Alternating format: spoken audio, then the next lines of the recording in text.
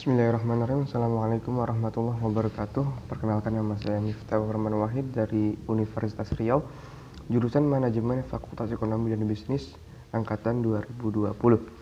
Pertama-tama marilah kita ucapkan syukur kepada Tuhan Yang Maha Esa yang telah memberikan rahmat dan hidayahnya kepada kita semua, sehingga kita semua dapat ke dalam keadaan sehat seperti saat sekarang ini dengan mengucapkan hamdalah alhamdulillahirabbil alamin. Kedua kalinya salawat beserta salam kita haturkan kepada junjungan kita Nabi Muhammad SAW yang telah memberikan jalan yang benar seperti saat sekarang ini, sehingga kita terhindar dari jalan yang gelap gulita dengan mengucapkan salawat Allahumma sholli wa sallim ala sayyidina Muhammad wa ala ali sayyidina Muhammad.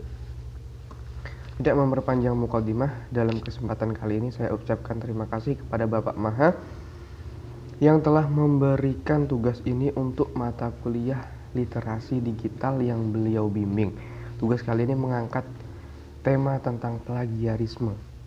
Dikutip dari KBBI, plagiat merupakan pengambilan karangan seperti pendapat atau sebagainya dari orang lain dan menjadikannya sebagai seolah-olah milik kita pribadi. Seperti pendapat ataupun sebagainya kita anggap sebagai milik kita sendiri. Contohnya menerbitkan karya tulis orang lain atas nama dirinya sendiri atau dalam artian penjiplakan. Saat ini plagiarisme sangat diperhatikan dan dipertimbangkan dalam kasus-kasus yang sering terjadi di dalam maupun luar negeri. Kita ambil kasus di Indonesia, kasus plagiarisme yang pernah booming yang diambil dari tempo.com, antara lain yaitu Khairil Anwar tahun 1949, Yahya Muhaimin tahun 1992, Amir Santoso tahun 1979, Siti Fadilah Supari tahun 2004, dan saat ini yang sedang kita perbincangkan yaitu kasus Ayu Ting Ting, seorang public figure dalam negeri dituding sebagai seorang yang memplagiat beberapa hal. Berita Ayu Ting Ting ini diambil tidak hanya dari satu sumber yaitu detik.com yang diberikan dari Bapak Maha,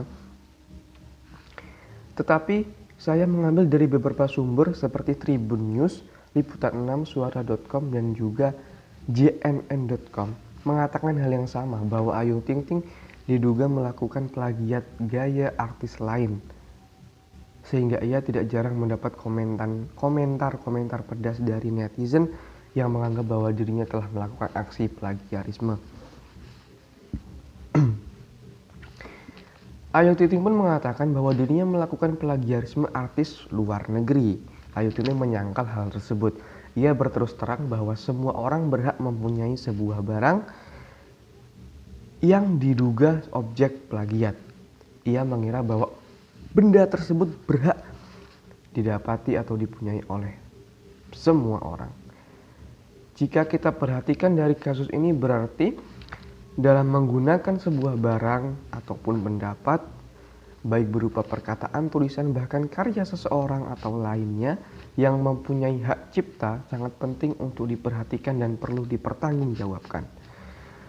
Kasus Ayu Ting Ting ini tidak hanya diduga memplagiarisme gaya penampilan ataupun fashion, tetapi juga pernah Ayu Ting Ting dikatakan di detik.com memplagiat sebuah brand produk dari luar negeri, yaitu usaha bisnis yang dijalani oleh Ayu Ting Ting, clothing line yang ia namai A2T, pernah diduga melakukan plagiarisme desain salah satu merek luar negeri yaitu ASOS. Nah, masalah sepele seperti kasus Ayu Ting Ting ini, yaitu masalah fashion, penampilan yang diduga melakukan plagiat dengan artis dalam negeri yang kita sebut saja Nagita Slavina, menurut para netizen, dikutip dari Suara.com, bahkan menjadi sorotan publik. Komentar-komentar pedas pun Ayu Ting Ting dapatkan. Dikutip dari detik.com, ada yang berkomentar di akun Instagram Ayu Ting Ting. Beberapa komentar-komentar tersebut langsung membuat Ayu Ting Ting merasa bahwa dirinya adalah seorang yang diduga melakukan plagiarisme. Tidak sedikit netizen-netizen yang mengatakan bahwa Ayu Ting Ting melakukan plagiarisme. Lalu Berarti plagiarisme bukan masalah hal yang sepele yang bisa kita biarkan tanpa ada tanggung jawab dan juga resiko yang akan kita terima. Bahkan kasus plagiarisme bisa sampai ke ranah hukum. Dapat diambil kesimpulan bahwa hal ini tidak lepas dari kata toleransi dan menghargai atau menghormati karya orang lain. Kita tidak bisa mengambil sembarangan sebuah karya atau apapun itu tanpa memperhatikan hak cipta dan plagiarisme.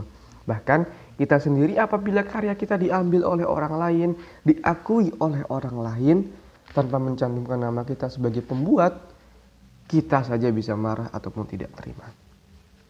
Begitupun kita apabila kita melakukan plagiarisme terhadap orang lain, maka wajar orang tersebut mungkin bisa jadi memberikan toleransi untuk segera izin, bisa jadi disuruh langsung mengubahnya, atau bahkan bisa langsung saja menuntut kita.